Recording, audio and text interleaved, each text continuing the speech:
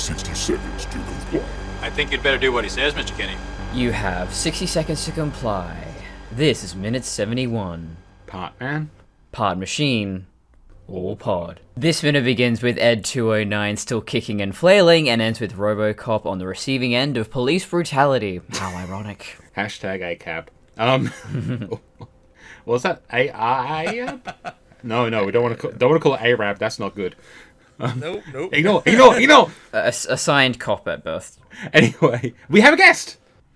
We're joined once more by Josh of No Podcast But This One. Hello, everyone. That would be a good Hello name for a there. podcast, admittedly. No Pod But This One. Yeah. Oh, that's a great... Oh, There you go. On a silver platter, do with it as you will. cool. I'm going to talk about Japanese no plays. My first note is this the ultimate betrayal? Because, I mean, it's one thing for Robocop to be screwed over by Dick Jones. It's another thing to be literally shot to pieces by your friends? So we have 1 minute where he's being portrayed by his robot brethren, and then he's being portrayed by his police brethren. So we have the robo and the cock, and where... No, sorry. And the cock. No, I think that's appropriate. No, that works. It works there. No, No, this is Lieutenant Hedgecock after all. exactly. It's all cock all the time. Because I'm aware people don't listen to the very end, so I go, is that joke actually making sense? Or I don't care if it doesn't make sense. I'm still rolling with it. Fuck you. I'm belligerent towards my audience. It's fine. We're getting punchy already. What the fuck? Dude, don't even get me started. I have so many punchy notes on this thing. Well, I can't wait. We'll get to the punching in the next section, but because this is actually one of my favorite moments of this movie, to be perfectly honest. In a movie full of favorite moments, this is one of my favorite moments.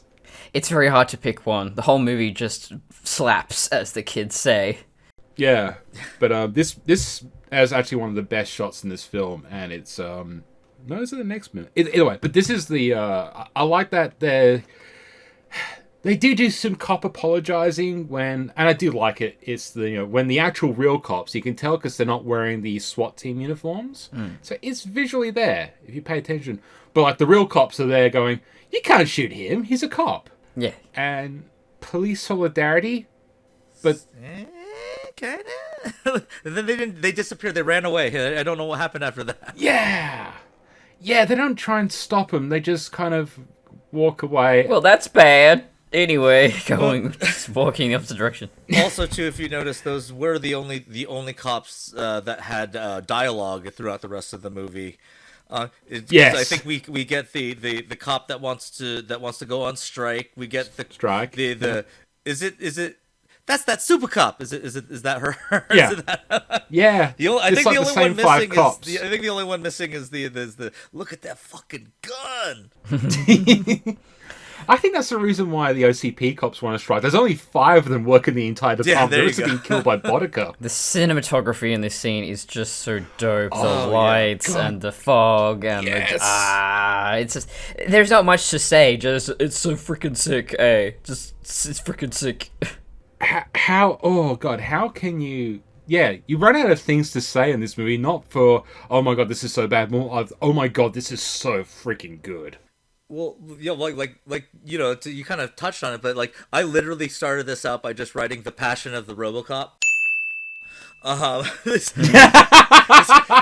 Because it's just, I'm like, wow, he is just getting it. By the way, are these armor-piercing bullets that they have? That's just shredding the hell out of Robocop's armor. So, we kind of touched on this in the last episode, but are they on the take? Because that requires preparation there. They know that they have to fight a robot. They know that they have to have special armor-piercing bullets. But they also bring cops that aren't on the take with them. I think that's the thing that's a bit weird. I think that the problem is there that the OCP... I'm just going to use these terms. OCP cops versus SWAT cops, because they are pretty much SWAT. Yeah. They're codified as SWAT. They don't even have the OCP badges or anything like that. Which is weird, because you think the OCP cops would be the ones bought by OCP. But, which is weird, because Hedgecock didn't seem to hate Robocop in the previous scene. But now he's just like, corporate masters say shoot him up, I shoot him up. Yeah, well, that to me just reeks of the military. That's just Yeah. they're gonna follow their orders pretty much to the T.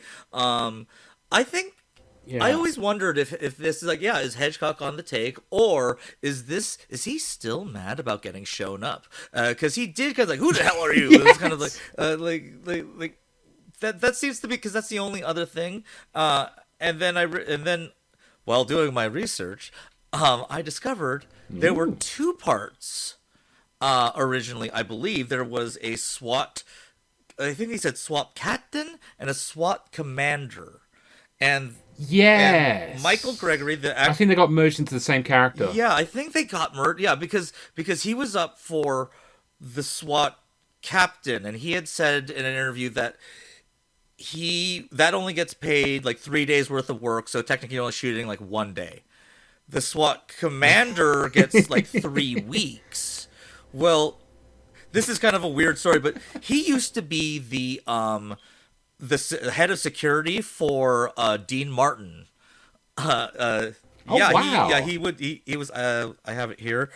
He was. I think it's like Brownstone Security is the name of it, and he was the head of security for Dean Martin. That's how he met Miguel Ferrer. So he called.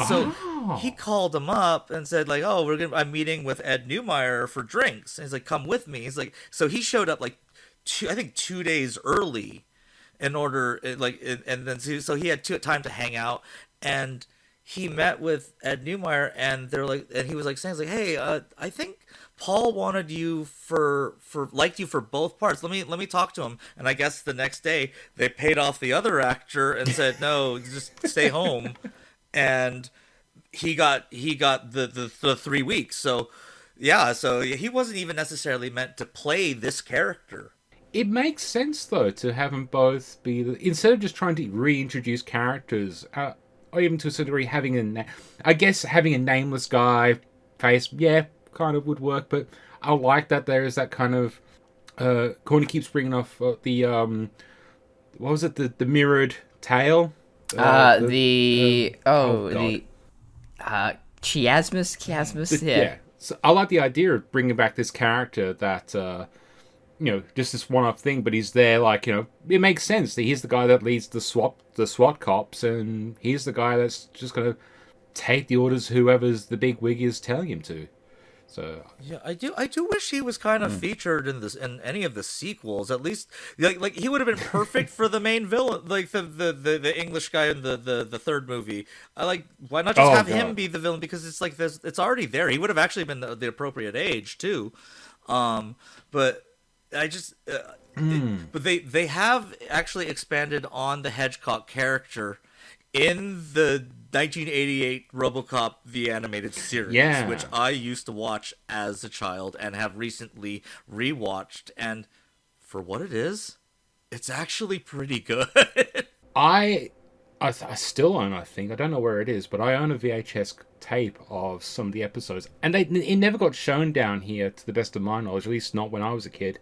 So I only have like 2 or 3 episodes of that cartoon to really watch. I know they're on YouTube, but every single time I find them, they keep getting flagged and taken down, and yet I can still watch Alpha Commando. Oh yeah, I think that's where I must have watched it on YouTube recently. But yeah, Hedgecock is like his main kind of, not, I guess, rival in the sense that like like the Harvey Bullock but less honorable kind of character. But it's less honorable than Harvey Bullock. Bullock. Like at least Harvey Bullock will eventually do the right thing. This one almost killed Ann Lewis while wearing a large Iron Man suit, kind of. But like, yeah, there's a whole episode.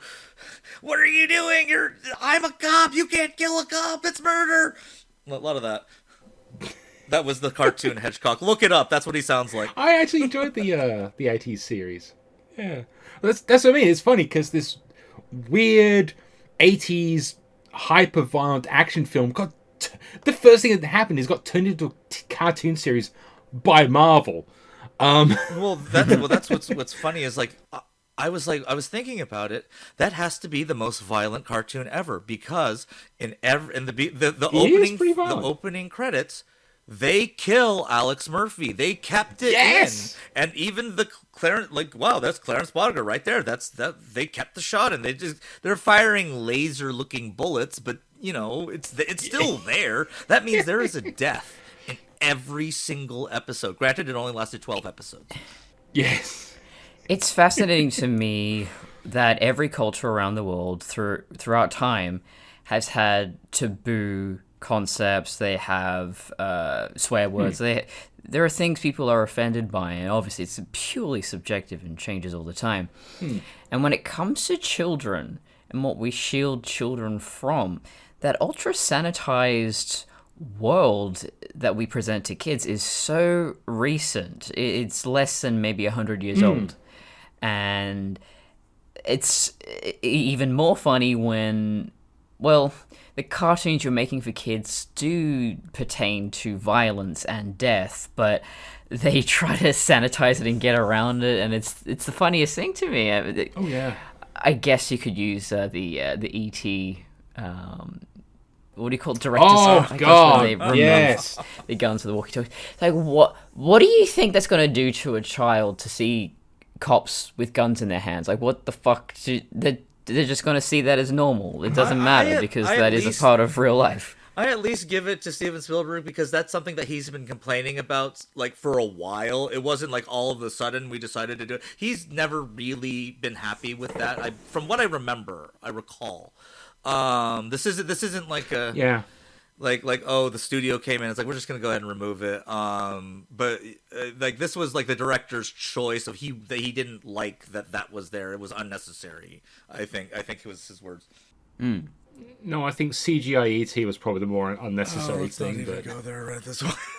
But yeah, it's funny that within a very short span of time. I mean, I'm talking the children growing up in World War II. Would have seen grandparents dying in the home, their siblings being stillborn. It was just such a normal part of life. And then you fast forward to now, and they're all watching bloody Bluey and that other one with the dogs, the rescue dogs. I don't know what that's called. Paw Patrol and that kind of shit. It's like, wow, how? Not that I'm saying, not that I'm saying that things were better back in the day. Although I will say that there is a lot of cartoons nowadays that I feel are better written. But my kids have, and this is actually not new, but like my kids have finally seen Gravity Falls, and they absolutely adore that show. They absolutely adore the new DuckTales reboot.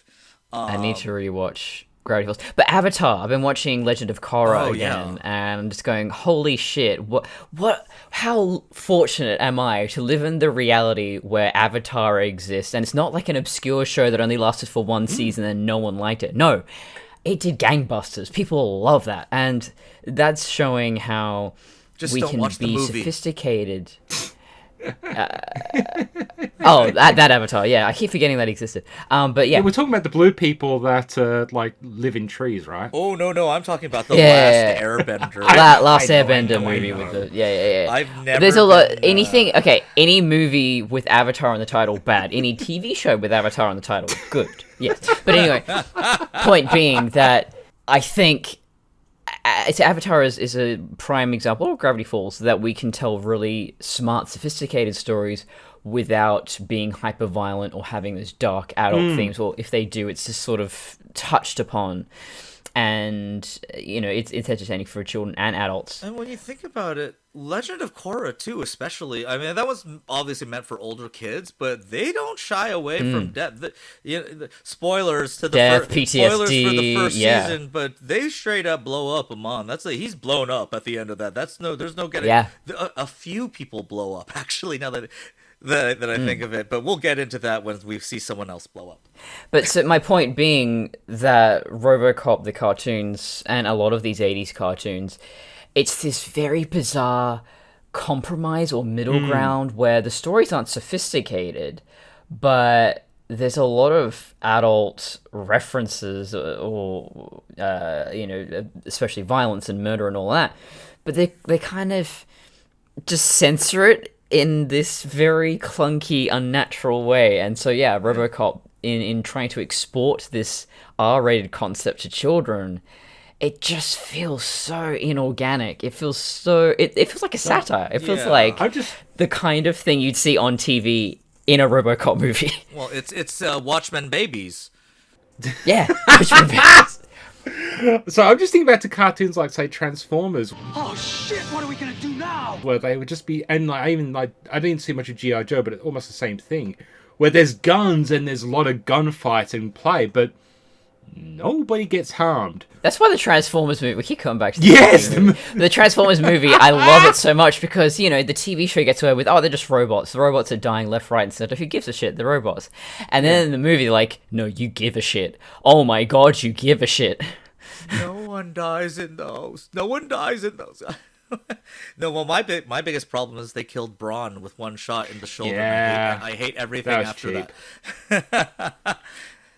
But hey, kudos to Bumblebee for doing the same thing, for shooting him in the shoulder. That's that's the sign of a real fan. I'm okay, and I'm okay until Ratchet dies or is hurt. Okay, I draw the line there. Ultra Magnus gets literally torn to pieces and then just put back together, and he's fine. Hey, dare to be stupid. Come on, guys. Oh, yeah. Okay. It's the power of Weird Al. But speaking of robots getting almost torn to pieces, Robocop... Is that our episode title? No, I still have the passion of the Robocop. But this is like... so one note I do have. Apart from, of course, all the close-ups of, say, Robocop and all that, most of this was shot second unit by Mark Goldblatt. All the shots of the shots of the shots. All the cinematography, the gunfire. Shots. I think Ed talks about how this is like a very traumatic scene and all that. And John Davison, the producer, goes, "Yeah, you should have seen the budget." Because that's a lot of blank firing. I also like the use of the lights. You never actually get to see the cop's face when they first come out. It I guess maybe it's because when I was growing up, I grew up in kind of a poorer neighborhood. But when you see a cop with the flashlight like that, it's terrifying, and it almost brings back that kind of you can't see who they are. You have this bright light in your eyes, and it's just it's almost like triggering when you see something especially that they all have guns drawn on you too. So. I think that adds to the horror aspects of this particular scene is that while we have some faces, the people who are shooting are blank. Like, there's no... The humanity is essentially stripped away from the police during this moment. And it is nightmarish. It has this nightmarish feeling to it. And actually, I think there's a lot of expressiveness coming from Robocop. Yes. You're feeling that fear and confusion. Yeah, the acting of Weller and all that in these moments is that stoic hero has now been reduced, and I think that's what makes it. This is why I say, is this the ultimate betrayal? But cinematically, this is the fall of Robocop, quite literally in the next few minutes. Like, he's descended from his place in the heavens, and now he's back on the street level, and he's going even further. Like, he is not looking good. It looks really cool, all beat up though. No, I think that's that for me. Yeah, that was that. Once again, it's terrifying because this was the man, just like what 5 minutes earlier, like 10 minutes earlier. Yeah. It's like, wow, this is he's never been in this position since he was and actually, now that I think about it, he hasn't been in that position since he was Murphy, and this is the moment where he's getting his emotions back. He's looking scared. He's getting his emotions back. So it's almost like he's dying, and it's like going in reverse. So now he's being reborn through the robot's death. So it's the reverse of the film. Yes. Well, this is one thing I keep bringing up is we've had a little bit of disagreement. I think Murphy comes back properly in the next scene at the abandoned steel mill. Yeah.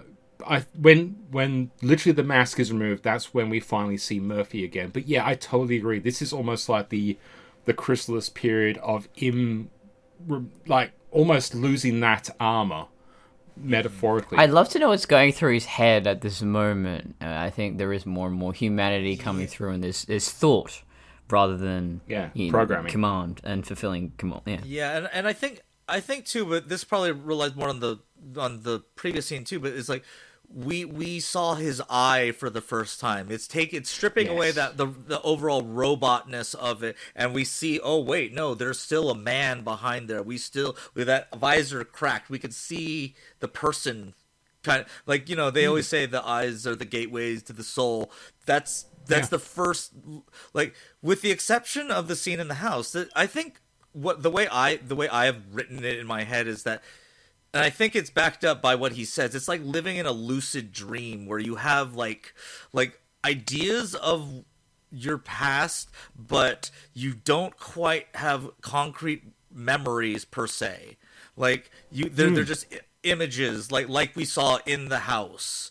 I think he says that I think he does mention that later, where he says something along the lines of like, I can feel them, like something like I can feel them, but I don't have any memories of them. Well, even in the scene in the Steelman with Lewis, he refers to Murphy in the third person. That's right. Like, he doesn't say my wife and kids, it's Murphy's wife and kids. Exactly. Like, so there's still a detachment there, and I think it's probably less so in the other movies where they try and do more like, especially Robocop 2, this whole thing of like, no, it's still Murphy, he's just a robot now, but like this one, there still feels like a disconnect, and I really like that. Well, I think that makes sense for the amount of trauma he has been through that you just associate, and the person he is now and the person he was, it's very difficult to reconcile with. Yeah. Swamp Thing Alan Moore's Swamp Thing specifically, plays with that idea of, well, is this person still the same? And in Swamp Thing's case, he was a scientist who was killed and then grew out of this swamp matter. Yeah. But Alan Moore supposes that, well, no, that's not... I can't remember the guy's name. It's been a while since I read Swamp Thing. Yeah. It's like, that's not him anymore. That's all the memories were transferred into this plant matter. So this is a plant man that has the memories of the person it never was. This is a totally different being. And so that whole comic series is about that existential crisis. Whereas in Murphy's case, I mean, that's still his brain, but yeah, at one point, that kind of Ship of Theseus thing of, well, you don't have the same body, you don't think the same, you don't do anything the same anymore. Is that still you? Oh no, I think James Gunn brought something very close to that up too when he was talking about the whole baby Groot thing, where it's just like, no, Groot is dead. He's dead. That is not Groot. Yeah. That is a baby. Yeah, it may be a part of him, but it's not him. Your whole being is made up of your memories and your experiences. This Groot has not experienced any of it. This is clearly a new person. And you kind of have to almost remind yourself. I personally prefer Big Groot to Little Groot. Well, so my brain just went to, this is part of the ethical concepts around transportation. Like, are you still you if you're being disintegrated? No matter how you want to define how teleportation works in like the science fiction context, atoms are being scrambled, or as a clone has been made of you, or other one's been destroyed. Are you still you? And scientifically, yes. Technically, yes. But that also gets into the notions of conscience, and people try and separate consciousness from the biology. They like, this is the manifestation of a soul. Yeah. Yeah, I was really into that for a long time, and I would still consider myself a transhumanist to a degree, but yeah, I realize now that, well, no, I'm only me because of my body. The brain isn't a separate thing. My soul isn't a separate thing. I'm all of this. All of this is me. To use an academic term, we are a gestalt. We are the sum of all our parts. Yes. But yeah, I guess Robocop's that theory writ large of, well, how much do you have to take away before that person isn't themselves anymore? And I think, actually, this movie presents a really interesting scenario of, he doesn't feel like he's that person, and you know what? He's probably not wrong. Yeah. It's still a consciousness, and that consciousness has those memories, but how he puts those into execution in the present is not the same. So yeah, I think Murphy is dead to a degree. I think the other thing that this movie does that the remake doesn't do is that... Everything? Makes sense. Yes. I was going to say, they explicitly say they wiped his memory. Of course, yeah, he's... Well, we don't exactly know how much of that he's gotten back, you know, is this... And we don't know the science of how they deleted his memory. How do you wipe organic memory? But, like, in context of this movie, we only know that he knows snippets, so we don't even know truly if all of Murphy has returned by the end of this film, except maybe, let's say, personality and some memory. We don't really know. They just essentially took a cop and blanked the memory, but I guess they wanted still the training and the not the personality, the experiences or the decision making, say. Yeah, that actually just now that I think about it, it's like, yeah, that doesn't make any sense really. If you blank his memory, will he have the experience still? Yes. But then you see what happened with Roboflag when they don't do that, and it's like, oh yeah, okay, yeah, you're right. You know what? Never mind. I take it all back. Well, that's the thing, is that human beings are the ones who create categories, and for the most part, categories are arbitrary, and a lot of things don't...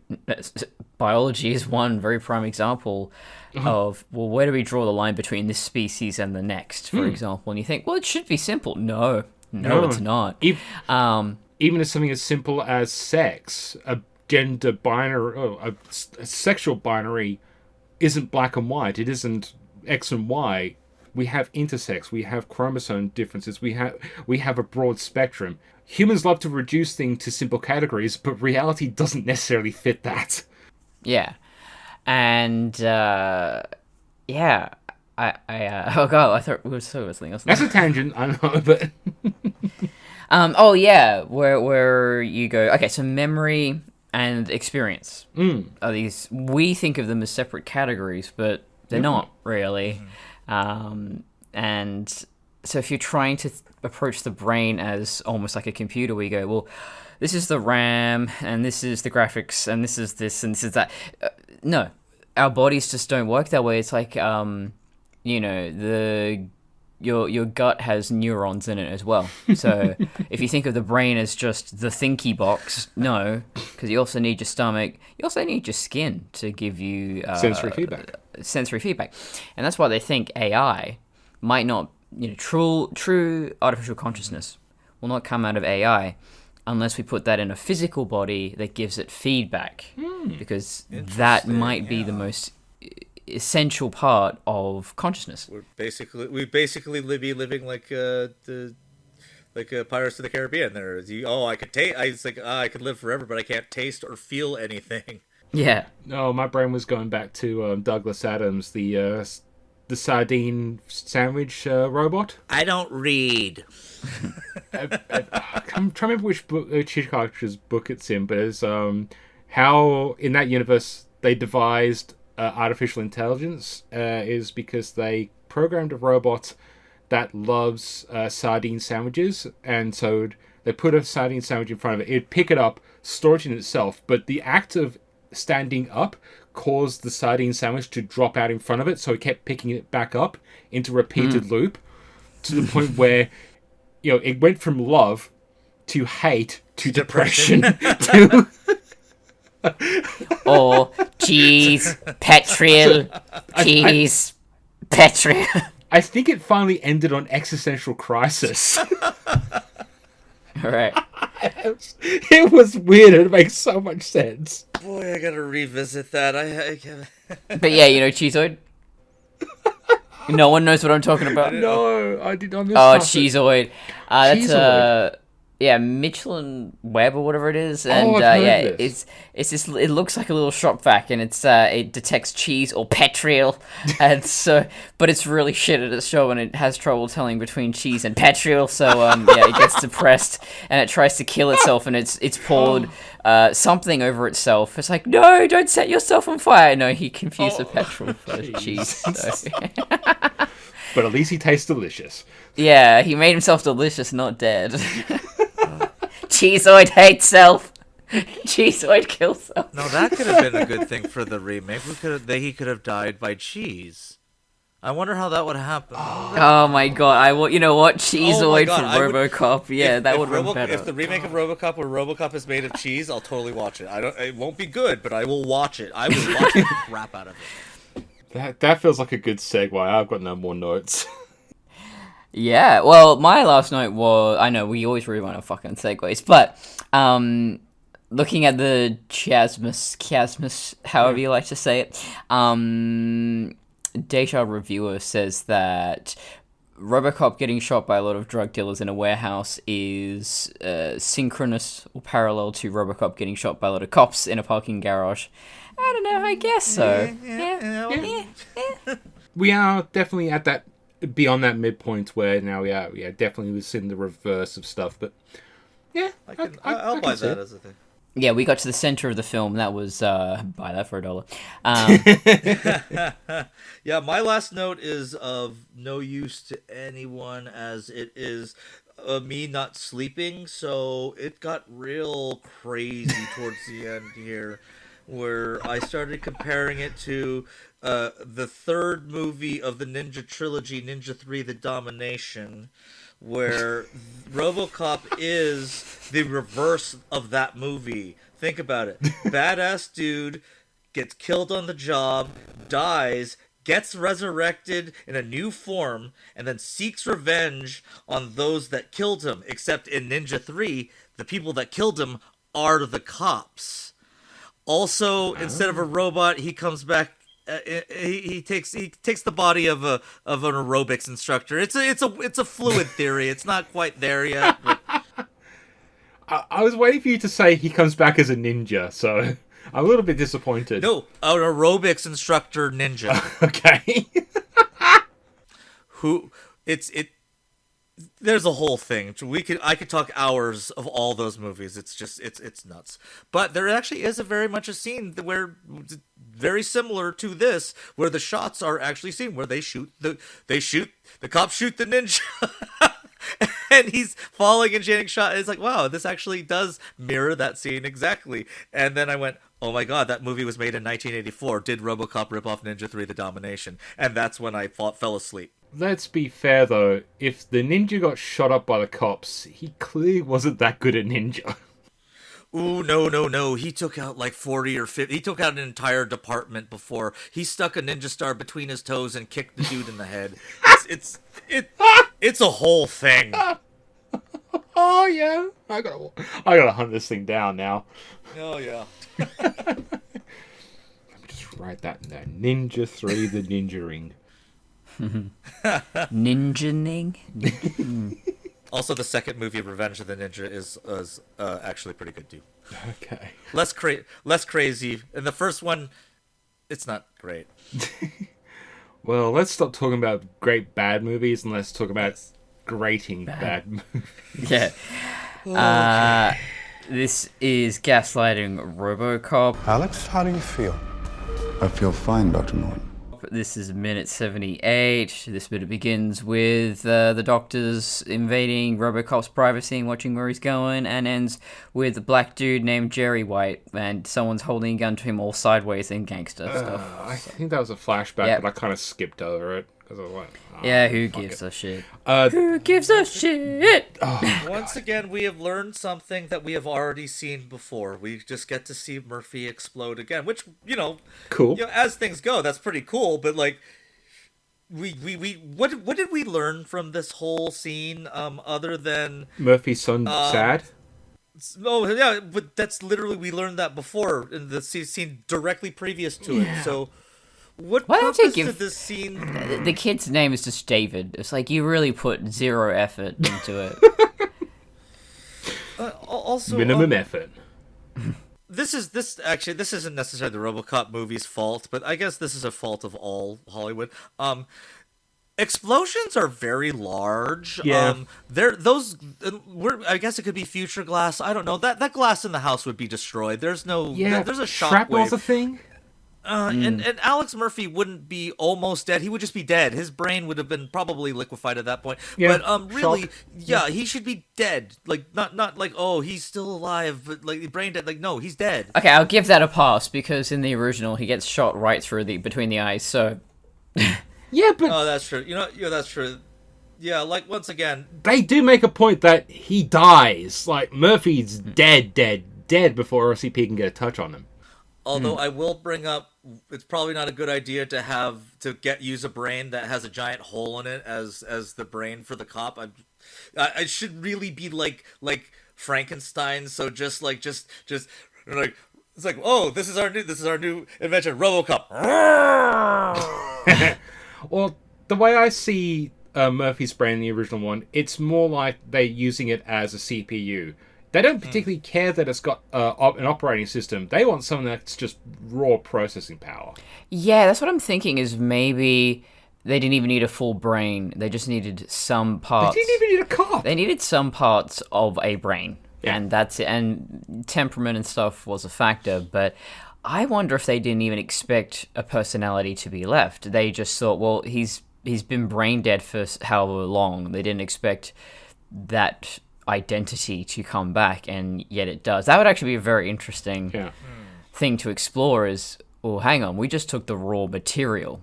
There was nothing left. It's still ultimately a very 80s, not really deep thinking script. Like, as much as there's a lot of pathos and stuff that got put into it, a lot of that was Verhoeven himself and the production crew. This is not a slam on Mike Miner and Ed Neumeyer and all that, but they really just went, what if Blade Runner, but modern Robocop? or Judge Dredd really is. Yeah. Blade Runner is, it's been a fascinating one doing that podcast because it's kind of fucking stupid if you actually break down the most really- central premise really of think about how do we tell if it is a robot or a clone or a human being. I don't know, brother, mother, how I about don't, his like, have glowing you eyes? heard of barcodes? Have you heard of microchips? Have you heard of a tattoo under his eyelid? But how about his glowing eye? Are we not supposed to be seeing the glowing eyes? They all have glowing eyes. Yeah, you could just, use a light, a little torch, look in their eye. I don't... They figured it out in Westworld in 1970, whatever, when that came out. Exactly. They have a box that literally photographs the eye with a light on it. Yeah, it's one of those things, and you see this in science fiction all the time. It doesn't necessarily mean that story is bad, but every science fiction story should ask the question, what if? And if the answer to what if is very obvious and simple, you kind of have to keep asking, but what if, though? No, yeah, I know, but what if, though, that you couldn't tell? So I do have a way to tie Blade Runner and the remake together, because it's a trope I've learned to hate. I hate the impossible camera. Blade Runner is probably one of the earliest examples of it, and it's the whole thing of enhance. Oh, yeah. Enhance. I do like how Red Dwarf took the piss out of that in the. That I was just about to say that. Did you see the Red Dwarf? I love that scene because it's deliberately just completely fucking bullshit. The mirror into the window into the. I do think Blade Runner is fine. It's fine.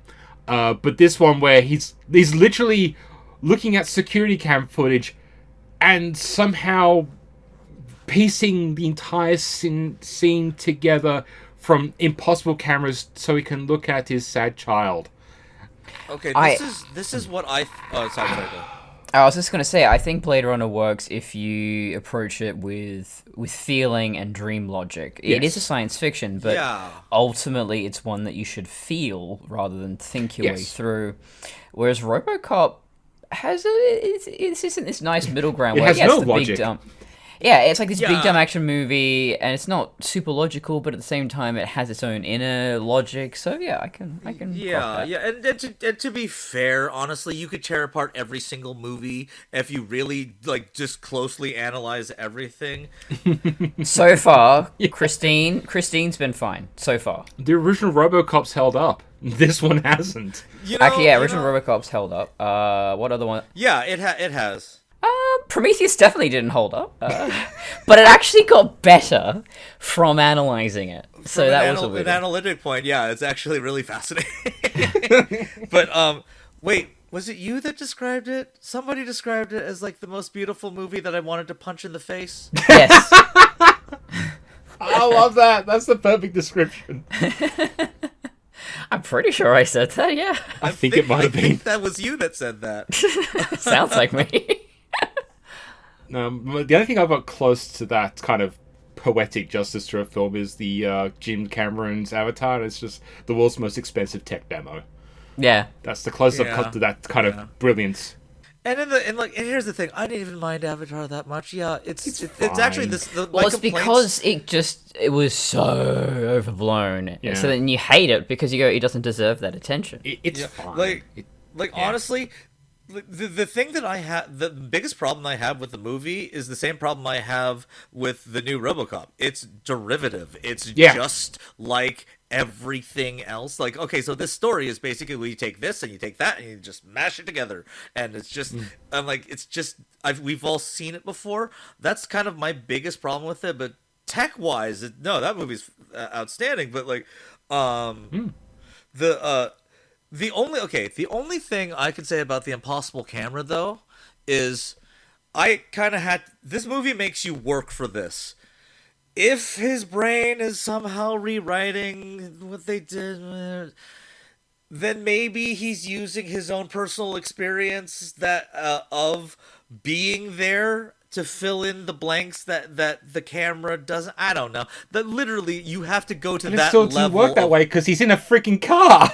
Well, true, but that's the only way that I can really think about. Oh God! About I just realized something. Because I think he was supposed to be asleep when they start going and having the sex on in that particular scene. Right. So... Oh my God! Oh, was he awake for that? Ew. Thank you for your cooperation.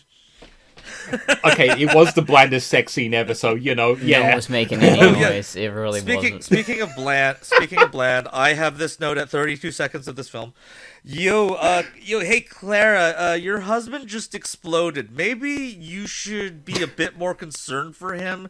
And for the record, I give my wife full permission. If I ever explode, you can be in hysterics. You can scream and stuff. You don't have to act like you dropped the bolt, like you heard a glass break or something.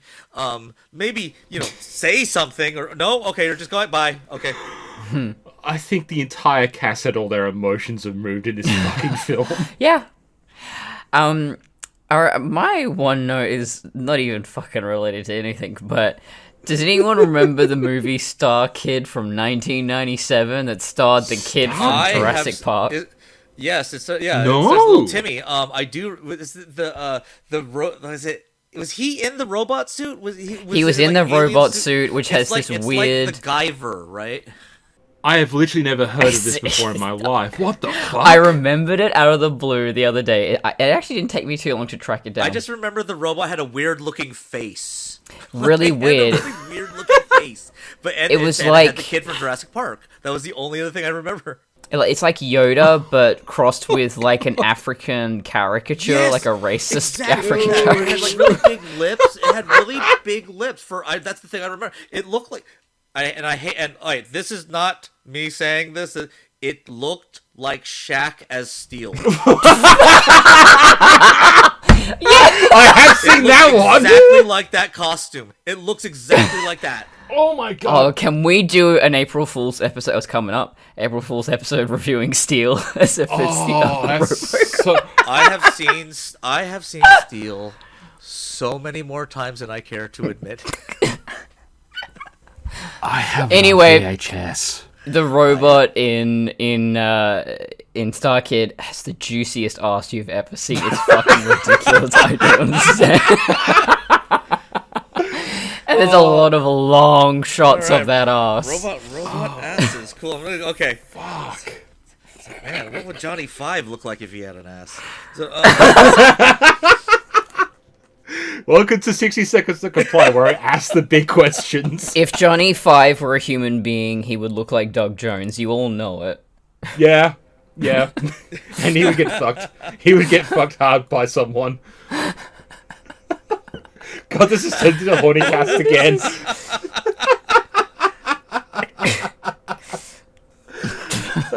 Just gonna go through other robots, be like, what does he look like if he's human, and what does his ass look like specifically?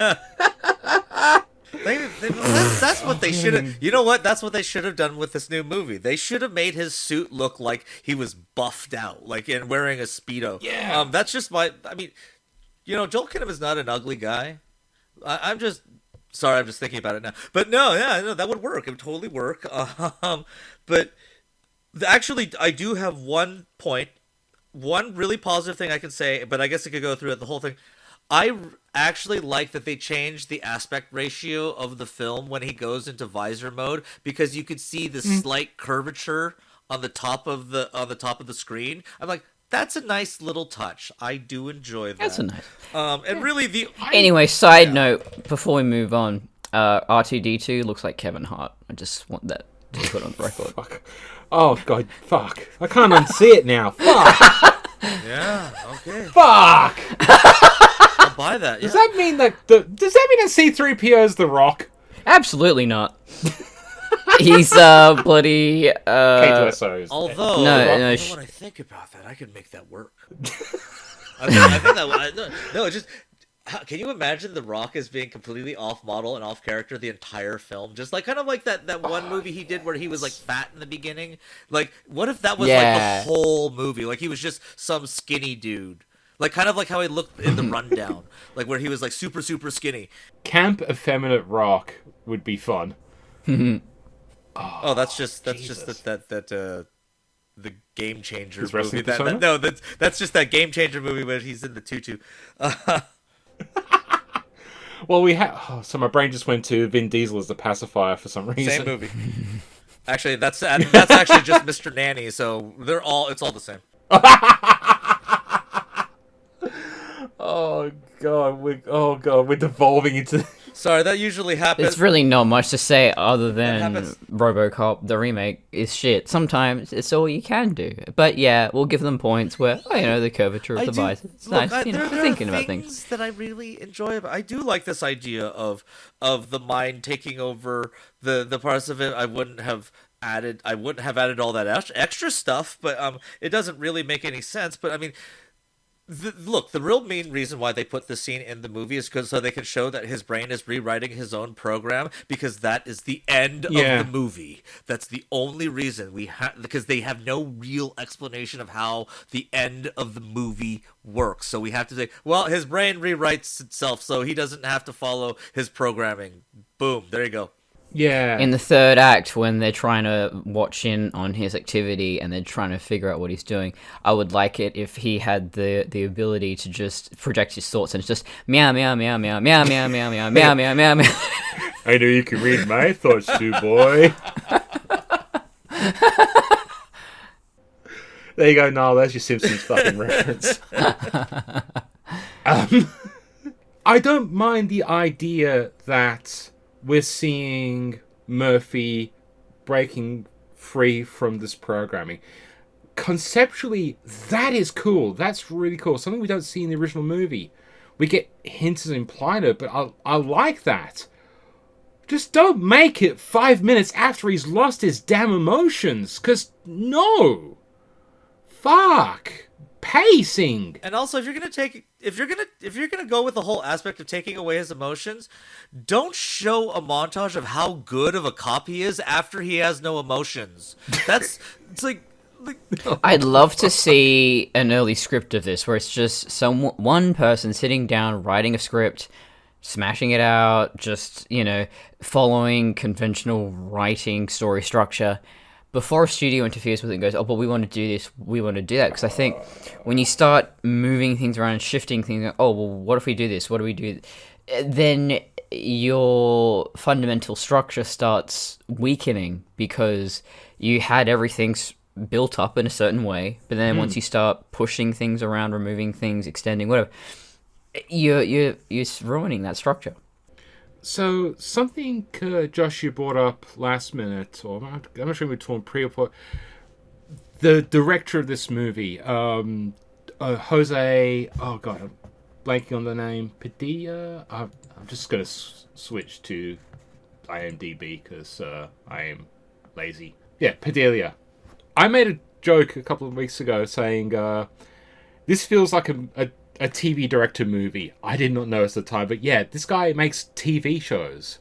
So there are some decisions where I go, this feels perfect for a TV show, not for a massive Hollywood picture. So he did do like a couple of like, I think it was like, was it Brazil's like biggest action movie ever? And yeah, but his style is not necessarily the style the studio was, I think, looking for. That I think they wanted more like we want our own Iron Man, but that's not his style at all. So why would you hire him, knowing that he shoots a very kind of almost gritty, realistic looking like style of like the guy was the producer of Narcos, and he directed the first 2 episodes. That is like very, very gritty. He does documentary. This is not necessarily like this guy. He doesn't make action films. I mean, it's not to say that he can't.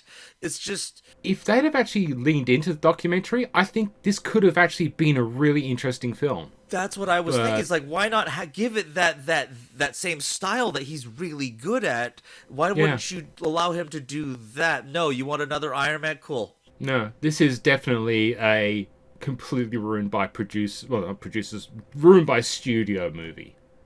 This just feels like anything that was good got stripped out by a studio. And I think he was even complaining about that early on, where he was like saying, I'll throw out like 9 ideas and they'll take like 1.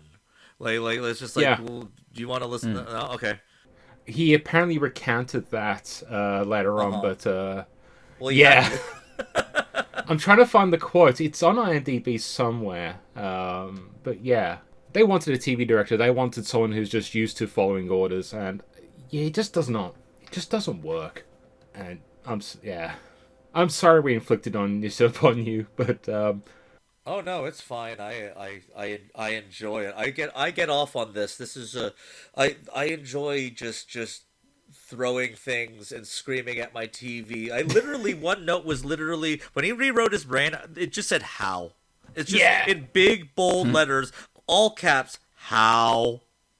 Like walk us through this part, because this is kind of the end of the movie. Please explain how this, or even maybe hint that there was this ability before. No, okay. Oh no. I just realised if this was done today, the reveal about how it happened would have been done in Fortnite. Palpatine's returned somehow. Guess we'll never find out. Good God! Don't even get me started on that. I can go all day. Don't get me started on that movie. Oh, yeah. I think I'm all noted out on both movies for now.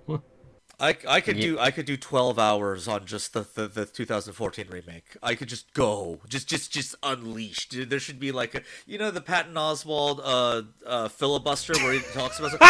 I can do that with this movie, and a lot of it would just be me seething, just as like it could have been no. Okay. I turned into Joe Pesci. The sad truth is, I think I've done that already in 60, 70 odd episodes of this damn podcast. That's what we got to do. You just got to put together your best insult and just mix it into one whole episode of just like, or just us just sighing. I deliberately don't remove the sighs and gasps of of just sheer aggravation when I edit these sections. And I was just thinking the other day, because we have been recording now for 71 episodes. They're roughly an hour in length. So it was just... I'm not sure if, Courtney, you ever thought about this when you were doing Prometheus and that, but just the sheer volume of content we've been doing. And just when I think, oh, God, what am I going to say? And I've got plenty of stuff to say about the original. I've got nothing left for this remake. The tank's almost dry. Well, I just got contempt. Yeah. Well, if you need any other good anger, you can just call me. I'll give you thousands, and I'll give you hours of content. Or we'll just outsource the rest of the Robocop remake to you. So we'll just be like, And now we'll cut across to You know what it is? It'll be like I said. It's like you got your own Japanese Lewis Black. I'll just say, okay. You know, just sit there and just because you don't want the audience to be confused. oh, we just cut back to We start with media break and now we go to our foreign correspondent. yeah. It's rated sideways. Why? Okay, why would you? Why? It's just me just questioning. just fuck this movie. Fuck. Why do you have Michael K. Williams and you don't use him? Switch the parts. You'd have a black Robocop and it would be a lot more interesting too, because then you could deal with ACAB and it's just Yeah, sadly we've already run through that as well ourselves. I mean, sometimes there are minutes where I just go, oh, okay, so we could play upon this premise, but yeah, for the most part, they've just stretched very little across a very big time frame. Yeah, no, I thank God that you skip around with this one, because it's just like, yeah, I would have nothing to say. And you know what's bad is I love action scenes. I've done martial arts, and I just love action movies. I don't really have a lot to say about the action scenes other than I don't really recall a lot of them. I can point out all the mistakes, like I would never, make a scene in the dark. That seems to be not great for an action movie. And then there's the unless it's Equilibrium. There's actually I just seen a great in the dark action scene that was in The Batman. Oh yeah, you're right. The scene in the iceberg lounge with the Falcone shot in the dark where it's just gunfire. That was brilliant. Okay, Equilibrium did it first. Oh God, everyone. Equilibrium kind of became that movie that people loved and now kind of hate because of the internet. I fucking love it. I enjoy that stand film. Okay, look, Equilibrium forever. I know what I'm watching is not is I know, but say what you will, I'm sorry. I like the stupid gun kata shit. I love the it's so stupid. Like, because no one questioned Forrest Whitaker when he did it in Ghost Dog Way of the Samurai when he's flipping his gun back like a sword. It looks just stupid, but you're not going to tell that to Forrest Whitaker because it's Forrest Whitaker. Yeah. Mm-hmm.